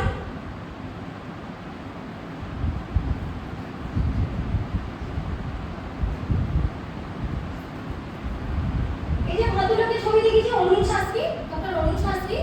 উনি ওনাকে যেহেতু ওখানকার প্রিন্সিপাল সায়েন্টিস্ট, উনি অ্যাকচুয়ালি এই মরফুলিনার খোঁজে খোঁজে ওনারা গোটা পৃথিবী চষে বেরিয়েছেন। ঠিক আছে, তো উনি বলেছেন যে মরফুলিনা বানানোর লোক তো তোমাদের কলকাতাতেই আছে। তো উনি আমাকে লাস্ট ইয়ার অ্যাপ্রোচ করেছিলেন যে এরকম মরফুলিনা বানিয়ে দেবে। আমরা মরফুলিনা বানিয়ে দেবো বলেই তো বানানো যায় না, অনেক কিছু রয়েছে, এই ব্যাপার সেই ব্যাপার অনেক কিছু রয়েছে। মানে কি করে বানাবো, হঠাৎ করে তো বলে একটা ড্রাগ বানানো যায় না। উনি আমাকে তখন বলেছিলেন, তারপরে উনি আরো অনেক কবার আমাকে কল করেছেন, ডেকেছেন, মাঝখানে আমি উত্তরই দিইনি, এই সমস্ত ব্যাপার স্যাপার চলেছে। তারপরে একদিন উনি হঠাৎ করে সিরিয়াসলি, উনি আমার এখন যে কারেন্ট আমি যার কাছে রিসার্চ করি, কোলাবোরেটর আমার প্রফেসর শান্তনু ভট্টাচার্য, তিনি উনি কল করেছিলেন যে তোমাকে একবার আসতে বলুন না একবার। এবার উনি আমাকে সেদিন মোটামুটি কনভিন্স করিয়েই ছাড়বেন যে মরফুলিনা তোমাকে বানাতে হবে, নইলে আমাদের আইসিএমআর সঙ্গে প্রজেক্ট ফেল হয়ে যাবে। আমি বলেছিলাম যে দেখুন, আমি তো একদম গভর্নমেন্ট এমপ্লয়ি। উনি আমাকে ভেবেছিলেন যে আমি হয়তো মানে কলেজে পড়াই, মানে উনি ভাবেনি যে আমি গভর্নমেন্ট এমপ্লয়ি বা কিছু। আমি বলেছিলাম যে দেখুন, আমি তো একজন গভর্নমেন্ট এমপ্লয়ি, আমার মাথার উপরে যারা আছেন, আমাদের কলেজের প্রিন্সিপাল, আমাদের প্রেসিডেন্ট স্যার, যদি ওনারা আমাকে পারমিশন দেন তবে আমি বানাতে পারবো। ইন দ্যাট কেস যদি মো বানাতে হয়, বলছে তো আপ বলি তো আই উইল কাম টুমরো দেখি উনি সেদিন ওনার আসার কথা 12টায়, উনি চলে এসেছেন 11টার সময়। তো যাই হোক এসে তারপর উনি, এটা আমার কেমিস্ট্রি ল্যাব, তো উনি ওখানে যাই হোক ব্যাপারটা ডিসকাশন হয়েছে, আমাদের একটা মন তৈরি হয়েছে, নাইপারের স্টুডেন্টস আমাদের ল্যাবে কাজ করছে এবং আমরা অ্যাটলিস্ট মরফুলিও বানানোর জন্য অ্যাটলিস্ট মানে ফেসিলিটিস আমরা পেতে পারি, আমরা কাজ করতে পারি। যদি সেরকম ইনফ্রাস্ট্রাকচার হয় ইন ফিউচার, হোপফুলি আমরা হয়তো কিছু করতে পারি। নেক্সট আছে আরো একটা ডোমেইন, সেটা হচ্ছে ক্যান্সার। ক্যান্সারের জন্য ওকে, ক্যান্সার আমরা কম বেশি তার যে প্রপার্টিজ আমরা সবাই জানি, ঠিক আছে? ওকে, ক্যান্সার প্রপার্টিজ কি? এটা হচ্ছে বিনাইন টিউমার, যেখানে কোনো অসুবিধা হয় না, এটা ম্যালিগন্যান্ট টিউমার। আমি যদি একটু ফাস্ট চলছি, ঠিক আছে? কারণ ক্যান্সারটা আমরা সবাই জানি, সেজন্য বেশি বলার কিছু নেই। অ্যান্টিসেন্স কি করতে পারে, অ্যান্টিসেন্সের কি রোল, অ্যান্টিসেন্স কোথায় রাখে, সেটা বরং আমি একটু বলি।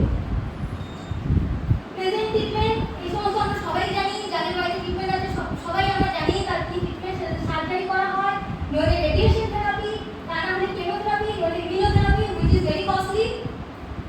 আর যেন ড্রাগ, আপনি খালি ড্রাগের স্ট্রাকচার কিছু বুঝতে হবে না, আপনি খালি এটা একটা দেখুন, এটা নাম হচ্ছে আর্সেনিক ট্রাইঅক্সাইড। আপনি যদি ড্রাগ ফর ক্যান্সার বলে যদি আপনি গুগল করেন, দেখবেন অ্যালফাবেটিক্যালি এ থেকে শুরু হবে আপ টু সি অবধি, লাইন করে আপনার কাছে 2000 থেকে 3000 টা মেডিসিনের নাম আসবে।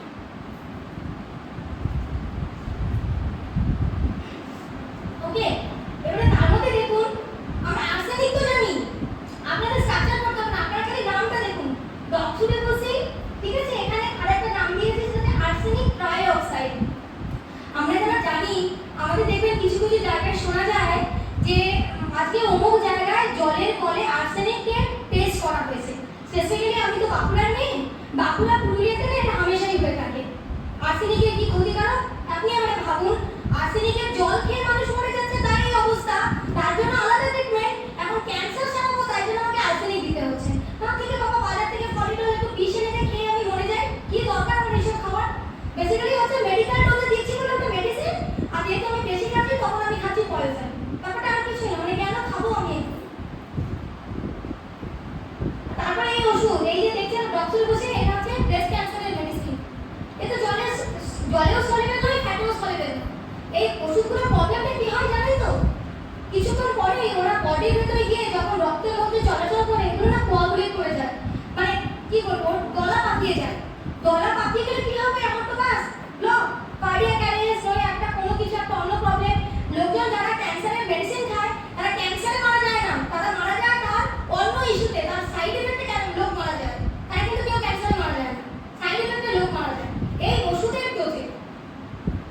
কিন্তু যুবরাজের তো ক্যান্সার হয়েছিল, তখন আমরা শুনেছিলাম যুবরাজ কি মরে গেছে নাকি তার কোন অবধি স্টেজ আছে, কেন বলো তো? ওর তো বড় লোক, তাই ওর ওই অ্যান্টিসেন্স বেস ড্রাগটা অ্যাফোর্ড করার মতো ক্ষমতা আছে। ও চলে যাবে আমেরিকা, আমেরিকা চলে গিয়ে ট্রিটমেন্ট হোক, ও কিন্তু দিব্যি সুস্থ আছে। আমরা কিন্তু সাধারণ মানুষ যারা আমরা সেলিব্রিটি নই, যাদের কাছে আমাদের কাছে টাকা নেই, আমরা কিন্তু এটা ভাবতেও পারি।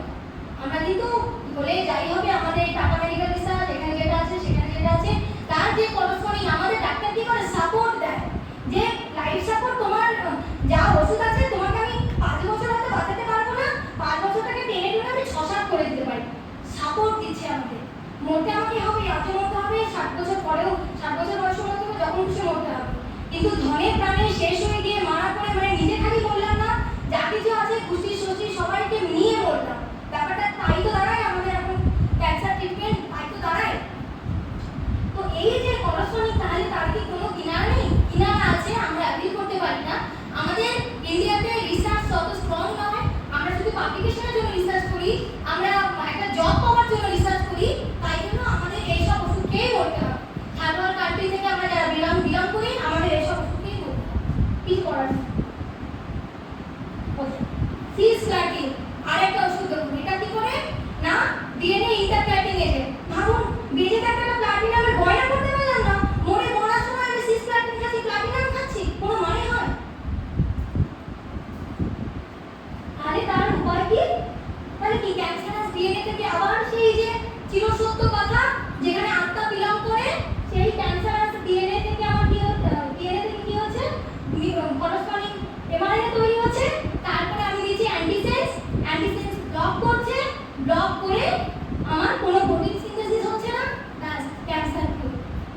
যদি বিলিভ মি, এতগুলো ড্রাগ আরো বেশি বিলংস, এখানে দেখুন ড্রাগ মোডালিটি লেখা আছে এএসও। এএসও মানে হচ্ছে অ্যান্টিসেন্স অলিগোনিউক্লিওটাইড।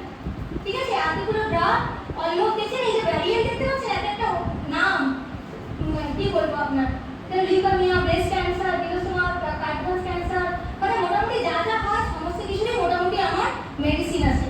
তাহলে এখানেও কি হলো, ক্যান্সার হচ্ছে কারো হয়তো ব্রেস্ট ক্যান্সার, কারো হয়তো লাংস ক্যান্সার, কারো হয়তো প্যানক্রিয়াস্টিক প্রবলেম। আমরা কিন্তু সমস্ত ক্যান্সারের জন্য কিন্তু একই ওষুধ খাচ্ছি না, বা আপনারও যা যে ক্যান্সার আমারও সেই ক্যান্সার, তার জন্য কিন্তু একই ওষুধ খাচ্ছি না।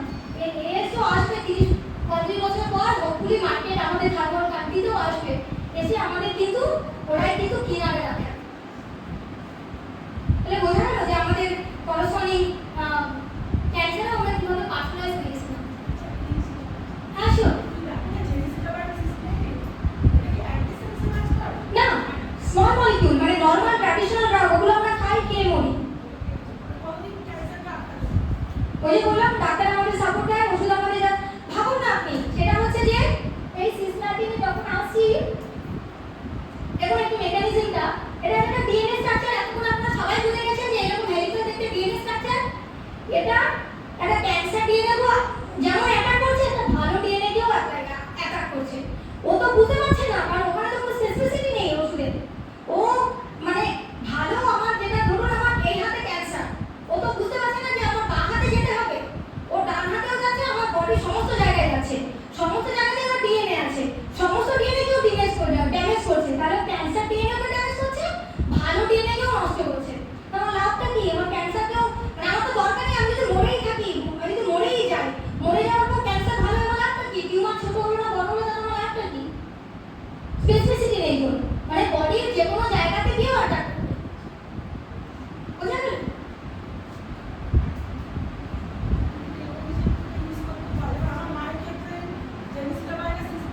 রাইট, এটা খুব কমন নাম। হ্যাঁ,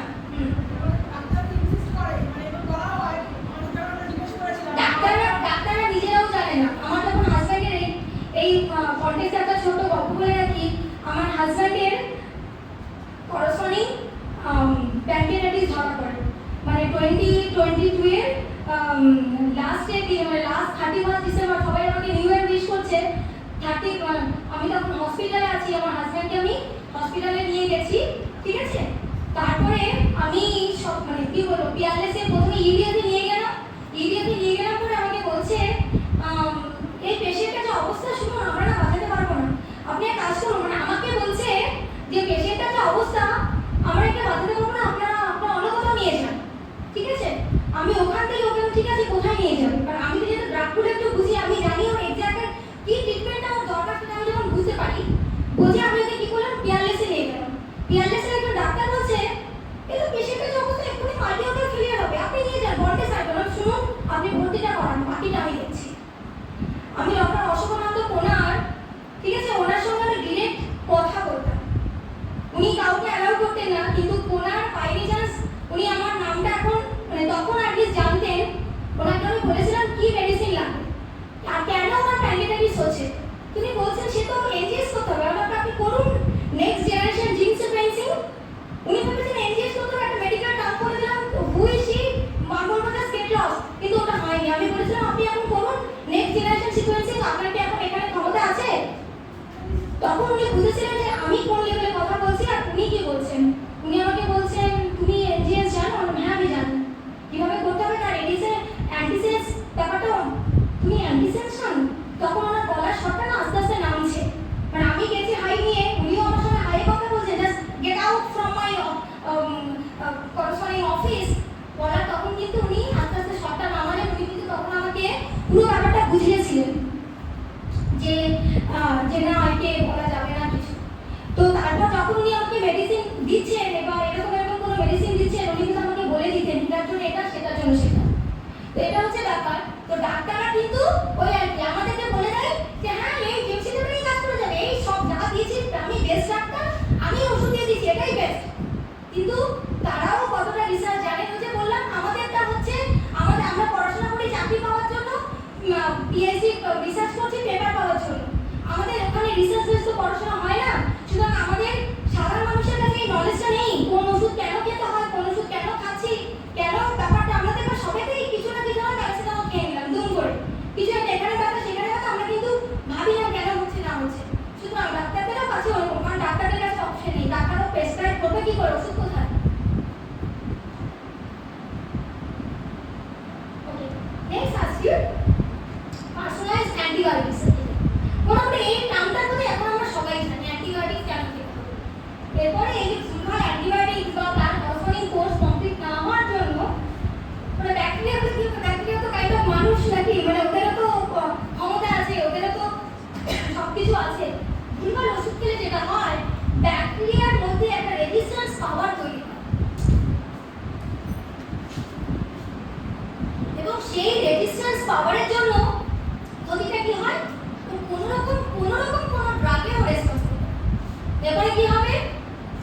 হসপিটালে গেলে আমার ভর্তি হলাম আমি প্যানক্রিয়াটাইটিসের ব্যথা নিয়ে, মানে আমার হাজব্যান্ডের জন্যই বলছি।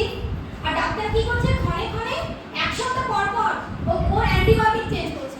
এক সপ্তাহ পর পর ব্লাড টেস্ট আর এক সপ্তাহ পর পর ওর অ্যান্টিবায়োটিক চেঞ্জ করছে। কোনো ট্রিটমেন্ট নেই, কিছু নেই। আজকে এটা হচ্ছে না, কালকে সেটা হচ্ছে না, দিদি মানে এর যে কি রিসার্চ সেটা আমরা এখানে পাইনি। তো যাই হোক, মানে পরে যেখানে নিয়ে গেছিলাম সেখানে আমি একটু রিসার্চ পেয়ে জায়গা পেয়েছিলাম, কেন হয়েছে সেগুলো ধরতেও পেরেছি। তারপর আছে অন্য জায়গায় সেটা। আচ্ছা, তো কি হলো, এই যে রেজিস্ট্যান্স খাবারের জন্য তাহলে কি এর কি কোনো কিউর হবে না, নাকি পেশেন্ট মানে একটা জিনিস নিয়ে ভর্তি হলো, ক্যান্সারের জন্য ভর্তি হলো, তারপর শুধু অ্যান্টিবায়োটিক্স দিয়ে যাচ্ছে, নাকি মানে তখন বোঝা যায় না যে কিসের জন্য, মানে কেন মারা যাচ্ছে, রোগে মারা যাচ্ছে নাকি মানে কি বলবো কোনো ইনফেকশন হয়েছে না কি হয়েছে। দেখুন হামেশাই বলে যে কি হয়েছিল আপনার মায়ের, না আমার মায়ের এরকম এরকম একটা হার্টে কিছু একটা ব্লকেজ ধরা যায়, এরকম ভর্তি করি এগুলি, তারপর না সমস্ত জায়গায় না জল জমে যায়। আমরা সহজেই কথাটা বলে ফেলি জল জমে যায়, জলটা কমে কেন জমে, জলটা অ্যাকচুয়ালি কি ব্যাপারটা কিন্তু আমরা কেউ জানি না। আমি একটা ছোট্ট করে একটুখানি বলি, সেটা হচ্ছে যখনই আমাদের এই বডিতে যখনই কোনো কিছু তৈরি হয়, ব্যাকটেরিয়া না আমাদের মধ্যে থাকে। আমি একটা টার্ম এখন প্রায়শই বলি, সেটা হচ্ছে সেলুলার মেমোরি। তো ব্যাকটেরিয়ার মধ্যেও না এরকম মেমোরি আছে, আর সেই মেমোরি স্ট্রং বলেই ওরা এরকম রেজিস্ট্যান্স তৈরি করে। রেজিস্ট্যান্স তৈরি করে তাহলে তার এটা কি, ওরা আমাদের বডিতেই আছে, লুকিয়ে থাকবে, মানে যাকে বলি ডরমেন্ট অবস্থায় আছে। যখন ওর বের হওয়া দরকার বডি থেকে, ও তখনই বেরোবে, তখনই কাজ। এরপর ওই যে ফ্লুইড কালেকশন যেটা বলছি, জল জমে যাচ্ছে বলছি, ওখানে কি করে ব্যাকটেরিয়া গ্রো করে। আবার সেই যে ব্যাকটেরিয়া ও রেজিস্ট্যান্স পাওয়ার মানে কি বলবো জমের থেকেও বেশি, ঠিক আছে, ও কোনো কিছুতেই ও মরবে। তাহলে উপায়টা কি, ও তখন ওই যে ফ্লুইড জমে তার মধ্যে বংশ বিস্তার করতে করতে সমস্ত জায়গায় গিয়ে তখন ইনফেকশন হয়ে যায়, তখন মানুষ মারছে। এরপরে তাহলে তার উপায়টা কি বের করার জন্য, ওই যে কলেস্ট্রল জল জমে, দেখবেন যখনই ওকে ও যদি ওখানে ফিস্টুলা তৈরি করতে পারে, ফিস্টুলা এমনিতে আমরা ইউজ করি একটা বাজে টার্ম, কিন্তু ওখানে ফিস্টুলাটা হচ্ছে ব্যাকটেরিয়ার জন্য ভালো টার্ম। ফিস্টুলা যদি তৈরি করা যায় তাহলে ওই জলটা বডি থেকে বেরোবে না, কাইন্ড অফ ফুটো যদি করে দেওয়া যায় বা একটা পাইপ যদি বসিয়ে দেওয়া যায় ওই অর্গানে, প্রত্যেকটা অর্গানে, তাহলে সেখান থেকে জলটা বেরোবে। জলটা বেরোলে অ্যান্টিবায়োটিক করেসপন্ডিং ব্যাকটেরিয়াগুলো বেরোবে, বডি ফ্লুইড যেমন আমাদের বডির যে মেকানিজম সেই বডি থেকে বেরিয়ে যাবে। জল খেলাম, করেসপন্ডিং ইউরিন থেকে বেরিয়ে গেল, বা আমাদের কি বলবো বডি থেকে বেরিয়ে গেল, বাস, তাহলে কিন্তু আমরা বেঁচে গেলাম। কিন্তু ওই মাল্টিড্রাগ রেজিস্ট্যান্স অবধি এত কিছু যে আমি বলছি, তখন হয়তো পেশেন্টের কন্ডিশন নেই সার্জারি করে ফিস্টুলা করার মতো। তাহলে উপায়টা কি বাঁচার জন্য, মানে ভর্তি হলাম হসপিটালে একটা অন্য ডিজিজ নিয়ে, মারা গেলাম ইনফেকশন। আচ্ছা, এগুলো ক্যান্সারের জন্য সবাই এগুলো জানে। তাহলে কি না, সেই যে করেসপন্ডিং অ্যান্টিসেন্স নিয়েছিলাম, এটা হচ্ছে আমার রিসার্চ, এই জন্য আমি বললাম এই প্রজেক্টটা করেসপন্ডিং এই 100টাই করেসপন্ডিং আমি এই এসিআরপি ডিএসসি থেকে আমি 50 লাখের একটা গ্র্যান্ট পেয়েছি। এখানে কি আমি কি করলাম, নরমাল অ্যান্টিবায়োটিক্স নিলাম, নরমাল অ্যান্টিবায়োটিক্সের সাথে আমি কি করলাম না অ্যান্টিসেন্স জুড়লাম। তাহলে অ্যান্টিসেন্সের কাজটা কি, করেসপন্ডিং এই যে আমি লিখেছি এখানে আইডেন্টিফাইড জিন, আইডেন্টিফাইড জিনকে আমি করেসপন্ডিং সিকোয়েন্স করলাম, আমি করেসপন্ডিং অ্যান্টিসেন্সকে ওখানে নিয়ে গেলাম। তাহলে এই যে আমি এইটাকে ব্লক করে দিলাম, তারপরে সঙ্গে আবার ট্যাগ আছে একটা অ্যান্টিবায়োটিক্সও, তাহলে অ্যান্টিবায়োটিক্সও তখন ওকে মারবে, প্লাস ওই জিনটাকে ব্লক করবে। কারণ একটা মাল্টিরেজিস্ট্যান্স ধরুন একটা থেকে আমার 100টা ব্যাকটেরিয়া তৈরি হচ্ছে, 100টা ব্যাকটেরিয়ার মধ্যে 50টা মাল্টিড্রাগ রেজিস্ট্যান্স আর 50টা ভালো। তাহলে এই যে অ্যান্টিবায়োটিকটা কি করবে, 50টা ভালো ব্যাকটেরিয়াকে মারবে, আর অ্যান্টিসেন্স কি করবে, যে 50টা খারাপ ব্যাকটেরিয়াকে তৈরি করছিল ও তাকেও মারবে। তাহলে সেটা হচ্ছে করেসপন্ডিং আমার, এটা হচ্ছে আমার কনসেপ্ট করে। তাহলে কি হচ্ছে, আমার করেসপন্ডিং ব্যাকটেরিয়া গ্রোথ ইনহিবিট হচ্ছে, ইনহিবিট করে আমরা কিন্তু ব্যাপারটাকে স্টপ করি। আচ্ছা, তাহলে পার্সোনালাইজড অ্যান্টিবায়োটিক্স আদৌ হচ্ছে কি হচ্ছে না, এটা হচ্ছে আমার রিসার্চ। আমি এই রিসার্চটা প্রফেসর শাকিল ভট্টাচার্যের ল্যাবে আইসিএস থেকে করেছি। এখানে দেখুন এই মেডিসিন রেজিস্ট্যান্স স্ট্যাফাইলোককাস অরিয়া, আমরা বলি এমআরএসএ, এমআরএসএ ব্যাকটেরিয়াকে দেখুন এটা হচ্ছে নরমাল অ্যান্টিবায়োটিক্স, এমনি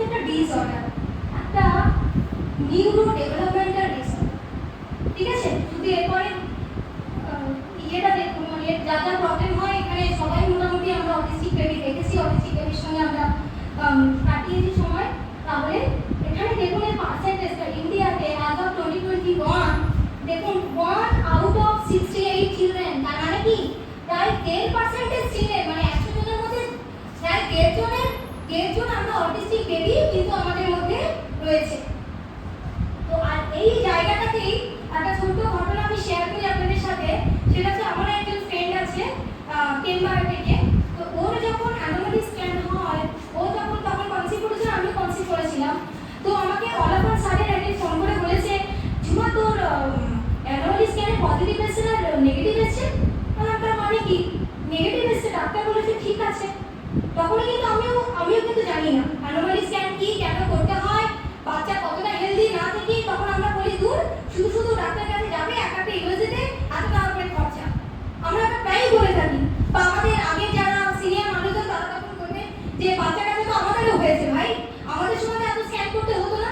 আমরা কিন্তু প্রায়ই বেশি কথাগুলো কিন্তু আমরা শুনে থাকি যে আমরা বাচ্চা কাছে মানুষ করেছি। কথা কিন্তু আমরা সবাই যারা আমরা ওয়ার্কিং ওমেন আমরা কিন্তু সবাই কম বেশি কথাটা শুনেছি। ওকে, তো ওই দিদিটা আমাকে নয়নাদি হঠাৎ করে যখন বললো তোর অ্যানোমালি স্ক্যান ঠিক আছে? হ্যাঁ। বলছে ঝুমা জানিস তো আমার অ্যানোমালি স্ক্যানে না পজিটিভ এসেছে। এবার আমি বলছি না আমারটা তো নেগেটিভ এসেছে, তাহলে কি আমারটা ভুল? বলছে না নেগেটিভ মানে ঠিকঠাক, পজিটিভ মানে হচ্ছে ওই যে ক্রোমোজোম আমি বলেছিলাম এক্স লিঙ্ক ক্রোমোজোম, ওই ক্রোমোজোমে কোনো সমস্যা আছে। তাহলে তার উপায় কি? যদি বাচ্চাটা যদি বর্ন হয় তার মানে হচ্ছে যে ওখানে ওর কোনো না কোনো ওই বাচ্চাটা তখন মানে কোন অবস্থায় 70% অটিজম ছিল। তো যাই হোক, তাকে ব্যাঙ্গালোর থেকে আমাকে বলছে কালকে সকালে আমার স্পাইনাল কোর্ডে ইনজেকশন আছে, আমাকে একটা মেডিসিন কালকে ভোরবেলা আসবে ব্যাঙ্গালোর থেকে, সেই মেডিসিনটা আমাকে ইনজেক্ট করা হবে। বললাম মানে কেন, কি ব্যাপার, এত কিছু করে তখন এই অটিজমটা নিয়ে তখন আমি পড়াশোনা করেছিলাম, তখন আমি জেনেছিলাম যে এটা কি ব্যাপার। তো যাই হোক, টাচুট বাচ্চাটা কিন্তু ঠিক হয়ে গেছে, বা ওর হয়তো 70% যেটা বলেছিলাম সেটা হয়তো 10% আছে।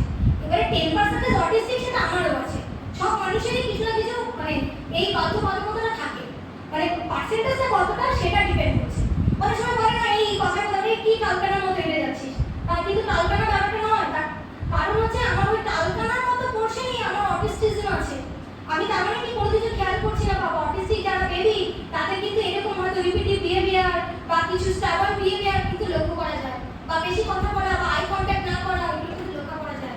তার কারণটা হচ্ছে কম বেশি অটিজম সবার মধ্যে আছে, এবার ডিপেন্ড করছে কার কত পার্সেন্টেজ। আচ্ছা, তো এখানে অনেক কিছু দেওয়া আছে, এত কিছু আমি করছি না, ঠিক আছে, শুধু মোটামুটি জানা গেছে।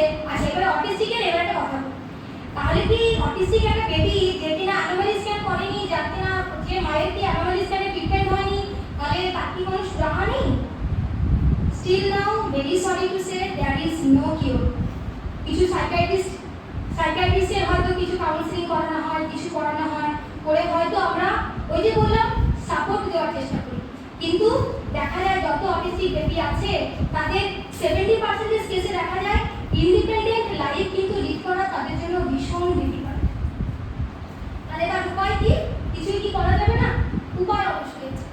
আবার বললাম ওই যে এক্সনের গল্প, ডিএমটিতে আমি বলেছিলাম 79টা এক্সন থাকে, তাই তো? এখানে অটিস্টিক যে করসপন্ডিং যে নিউরন যার জন্য দায়ী, সেখানে আমার বেশি নেই, মাত্র চারটে এক্সন আছে।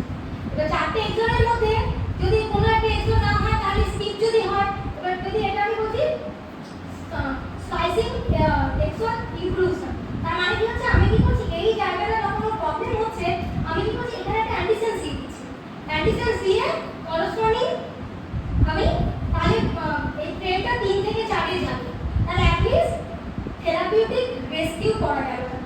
কিন্তু যদি সেরকম যদি কোনো কিছু ড্রাগ বা কোনো কিছু যেহেতু স্মল মলিকিউল বেস ড্রাগ সেরকম ভাবে বিশাল প্রচলন কিছু নেই, সুতরাং এখানে কিন্তু তখন ডিজিজ থেকে যায়। আর স্টিল আমি এটাও বলছি, এটাও কিন্তু এমব্রায়োনিক স্টেজেই এই পুরো ট্রিটমেন্টটা করতে হবে।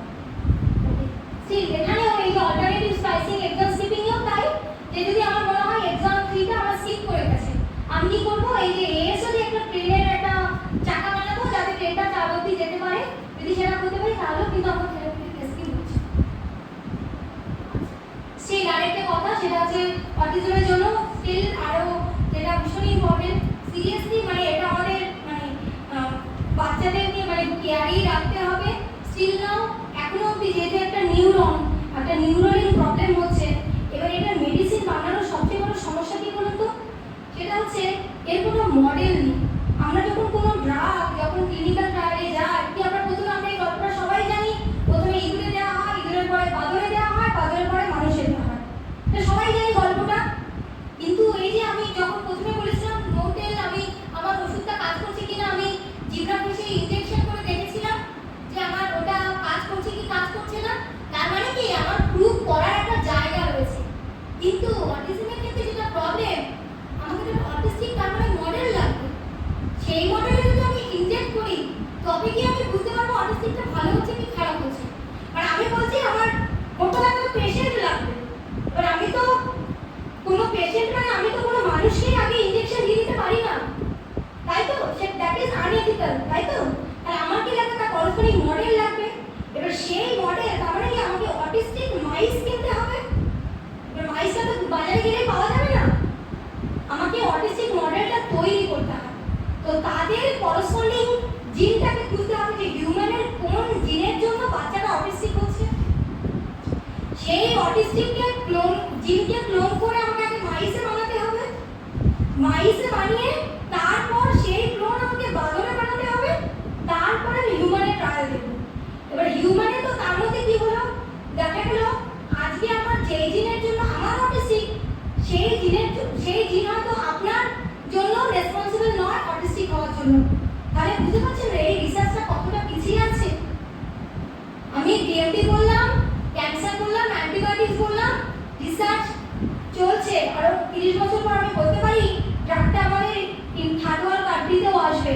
কিন্তু অটিস্টিকটা বুঝতে পারছেন যে আমরা মানে we are just no way, তাই তো?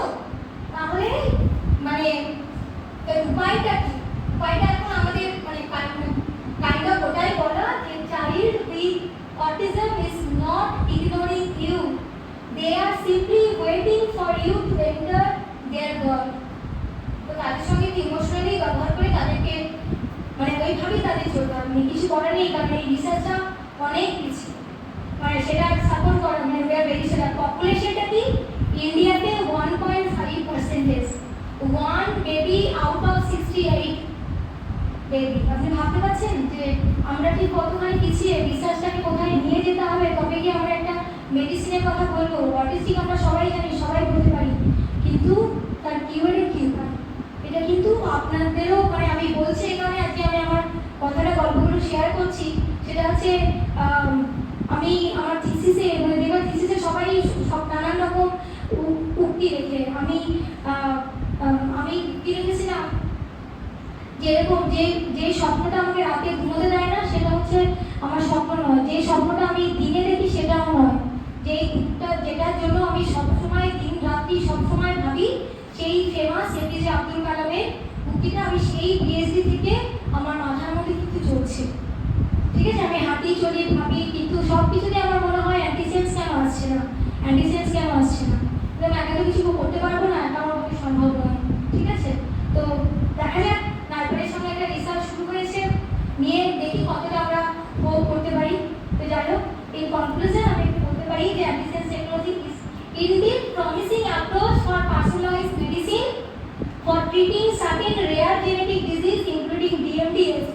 এই কন্টেস্টে আরও একটা রেয়ার ডিজিজের কথা বলে রাখি, সেটা হচ্ছে আমার এক বান্ধবী আছে, তার সঙ্গে আমার পরিচয় ওই ব্যাঙ্গালোরে যখন আমি ওই ডিএমডির সঙ্গে কাজ করতাম।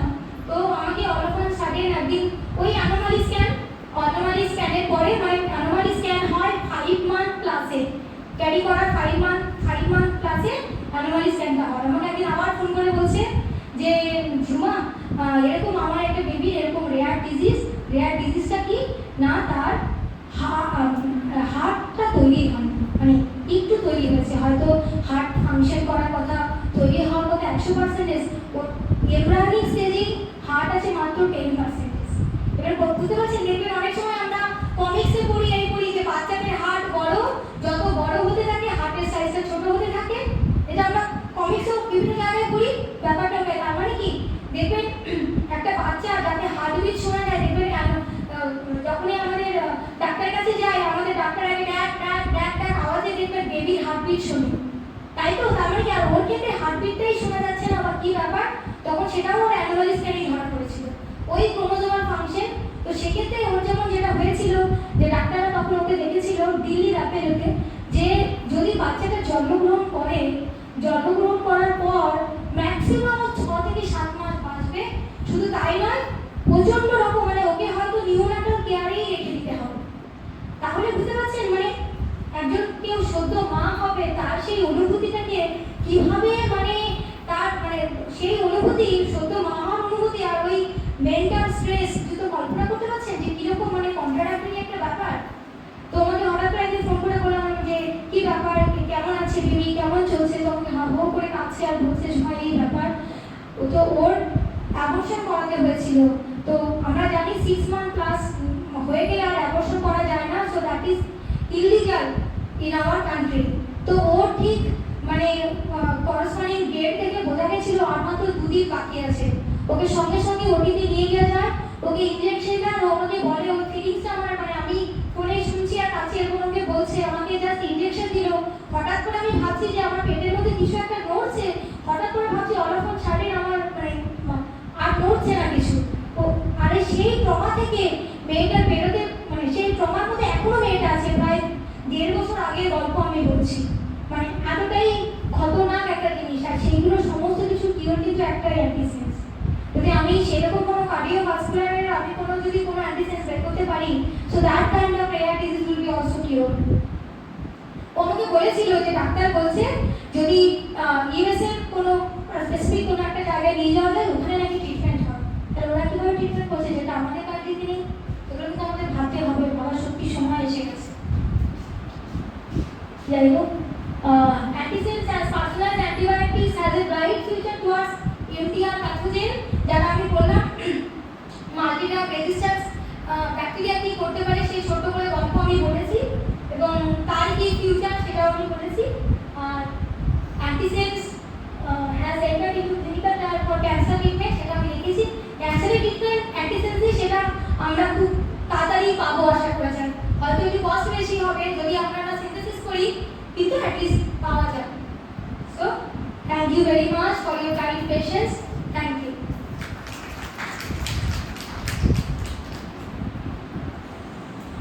প্লিজ বলছেন আমার কয়েকটা নিউজে শোনা বা পড়া, যেটা বলে ক্যান্সার ট্রিটমেন্টের ওই ইন্ডিকেটার ইব্রাসিনের যে মানে ওর কিওর হওয়ার মেইন কারণটা মানে টাকা আছে তো অবশ্যই, কিন্তু তার সঙ্গে বলা হয় স্টেম সেল প্রিজার্ভেশন, যেটা আমি হ্যাঁ ওই যে আমি একটা লিখেছিলাম ইমিউনোথেরাপি, হ্যাঁ সেটা বলছি যদি মানে আমি স্টেম সেল প্রিজার্ভেশনটা মানে আরও বেশি করে হয়, কারণ আমার দিক থেকেই করানি আমার বেবি বার্থের সময়, কিন্তু আরও বেশি করে আমরা করি এটা আর কি। তো সেটা কি কোনোভাবে হেল্প করতে পারে ক্যান্সার? হ্যাঁ হেল্প করতেই পারে। অ্যাটলিস্ট আমি যদি জেনে থাকি যে আমার করসপন্ডিং এই জিন রেসপন্সিবল বা আমার এক্স লিঙ্ক ক্রোমোজোমে কি আছে সেটা যদি অ্যাটলিস্ট ইঞ্জিনিয়ার করে বোঝা যায়, আমি যদি বুঝতে পারি যে আমার এখানে সমস্যা, সেটা কিন্তু আমরা বলতে পারি। ইনফ্যাক্ট যে ক্যান্সার বেস ভ্যাকসিন তৈরি হচ্ছে সেটাও সেই বেসেই তৈরি করে।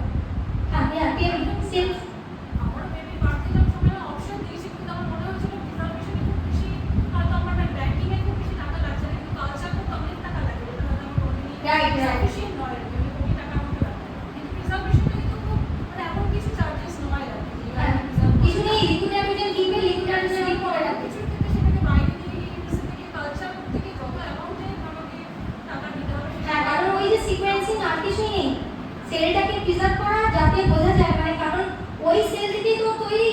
যদি ওই সেলের করসপন্ডিং সিকোয়েন্স জিন কি রিটেন আছে সেটাকে যদি আমি সিকোয়েন্স করে রাখতে পারি তাহলে তো হয়ে গেল। তাহলে আমি বুঝতে পারলাম যে আমি কি ক্যারি করে আমি আমার বেবির মধ্যে ডোনেট করেছি, তাই না? তাহলে আমি করসপন্ডিং করতে পারবো, আর সেটা পার্ট অফ ইমিউনোথেরাপি। সেটাই যদি কালচার করার খরচ বা অ্যান্টিসেন্স কোনোভাবে রেগুলার যদি অ্যাফোর্ডেবল করে, তাহলে মনে হয় ক্যান্সারের ট্রিটমেন্টটা অনেকের কাছে অ্যাফোর্ডেবল হবে। না স্টেম সেল আলাদা জিনিস, অ্যান্টিসেন্স স্টেম সেল অনেক কস্টলি। স্টেম সেল আমরা যেটা করতে পারি যে একটু আইডিয়া দিতে পারি, কিন্তু কিওর ব্যাপারটা করতে পারবে না। মানে সিকোয়েন্সিং এর জন্য স্টেম সেলটা ইম্পর্টেন্ট। কিও নেই, আইদার তাকে ডিএনএ কে রিপেয়ার করতে হবে, তা না হলে অ্যান্টিসেন্স টেকনোলজি রিপেয়ার করতে হবে।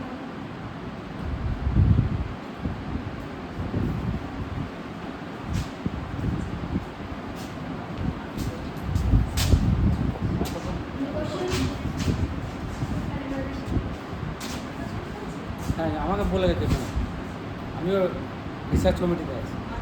হ্যাঁ,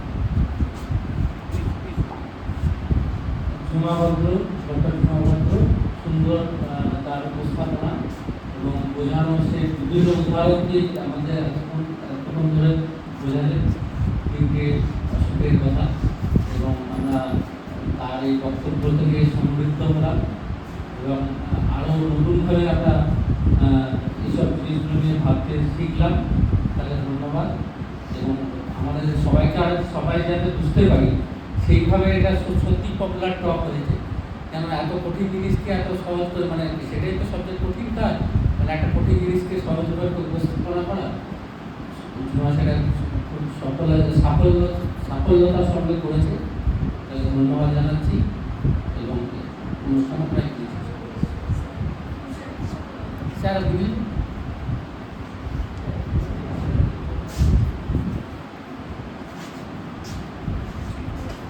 হ্যাঁ, বসুন।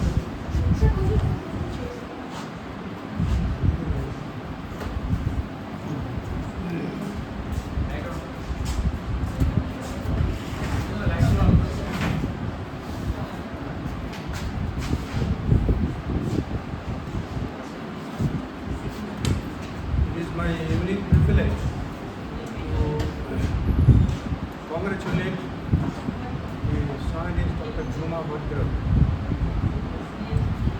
as she has entered into an area which has been baffling the scientists for centuries, because biochemical approach, genetical approach, and it is a type of fundamental investigation. Generally, the medicals or the therapeutics, they are Juma has tried to reveal that. They try to ameliorate or send some curatives which are not the basic remedies. So the diseases, ASD and not only DMD and other muscular dystrophy, there are so many problems of children and middle-aged persons which are still in the, not only in the preliminary stage. We are doctors at times, they throw stones astray because invention of penicillin by Sir Alexander Fleming in 1929 was a serendipity. Anyway, but Juma's approach is a basic approach. Unless the fundamental research is conducted to go into the depth we cannot have in-depth study. So she has understood from the very basic aspects of the genetic disorders. Cancer is a problem. It is abnormal proliferation of the normal cells. How a sudden gene or a sudden cell gets aberrated, it is still an unknown question. There is no clear answer for different types of cancer. So still it is incurable, and any sort of treatment which are popular treatments, chemotherapy, radiotherapy, these are not only palliative. That Juma has tried to explain why it is palliative, how they destroy other organs. Even she has revealed the fallacy of treatment of very costly drugs, how they affect all types of DNAs which are not affected. So these are the very basic problems. So I was engrossed and I was listening in enamored mood. And I very much, this is a conceptual development. So she has entered an area, she is studying to develop personalized antibiotics, which was hitherto unknown to the scientists and humanity itself. So sitting in this college, Rotary, it is unbelievable that she is carrying out that research. So we have got an idea of how the maladies, the microbes, and the severe problem of microbial resistance, antimicrobial resistance is a great problem. Already, a large number of new generation antibiotics have proved useless due to microbial resistance. Injudicious use of antibiotic and medicine as such, over-the-counter sale of medicine is growing in India. It is a very unfortunate incident that we are not, even the educated people are not concerned. They go to the pharmacy and seek for over-the-counter drugs. So, injudicious use of not only antibiotic and other therapeutic agents is also causing great effect in the human health. And I'm very constrained to say that the medical practitioners, not the scientists, practitioners are very mercenary in their approach. So Juma has outlined those. So the mercenary approach, the clinical research on the basis of fundamental development is still in a very infinite, still a infinite, the question. So it is very good that this college and principal, I thank Dr. Mukherjee, Sagodadas Mohammed, principal, to organize this type of popular lecture. And I am very happy that Wednesday or last Wednesday every month there will be a lecture. So it is a very good practice in this institution of higher education. So I thank Dr. Juma Mundro very much, and all of you who have arranged this course, fine this course. Though it is a little bit difficult, those who have no idea, but nothing is difficult. Human mind can ascend to any level. There is no barrier in thinking. People often say, I am a student of literature, I cannot understand. If you don't understand science, you are not an educated person. Everybody has to understand basic life science. So I am very thankful. I appreciate the effort of our principal to arrange this type of lecture. We will be looking forward for more such discourse and discussions.